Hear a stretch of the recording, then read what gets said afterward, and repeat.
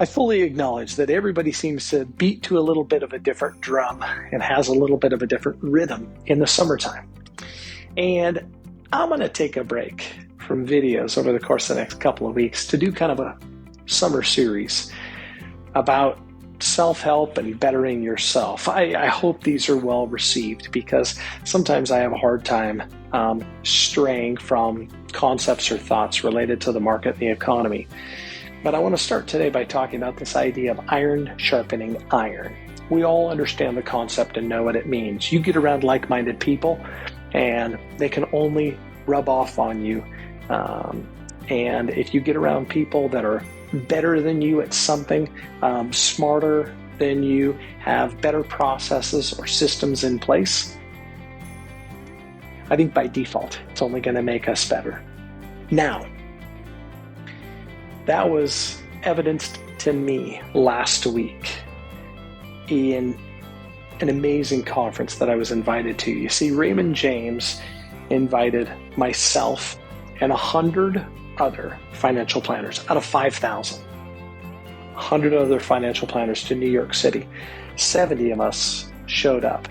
And I'll tell you what, I would have flown to New York and sat in the meeting for 2 hours and flew home the exact same day.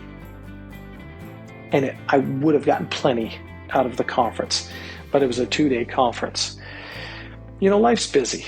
When you're married, you got kids, you got grandkids, life's busy. And I feel like quite oftentimes I do a really good job of saying no to things.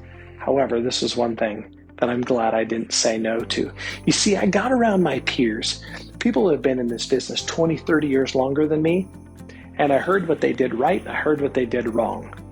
And you know, if I can take a shortcut and not have to experience things myself, experience things that I would regret, so I can learn from other people's mistakes and potentially save us time and propel us in a better direction, that's my sole purpose.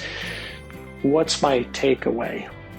If you get the opportunity to be around like-minded people, people that think the same way you do, people that are headed the right direction, people that can rub off on you in a good way, I would encourage you to do it. There was a guest speaker that said that stress is the reason why we have so much disease in our lives. And one of the things that cause stress is toxic people. He suggested eliminating toxic people from your life. Now, I don't mean that means, physically removing them. Some of these people might be related to you, and so Thanksgiving would be a little bit awkward. But I think the point here is surround yourself with like-minded people. Iron will sharpen iron, and we will all get better as time goes on. I hope this resonates with you. Talk to you soon.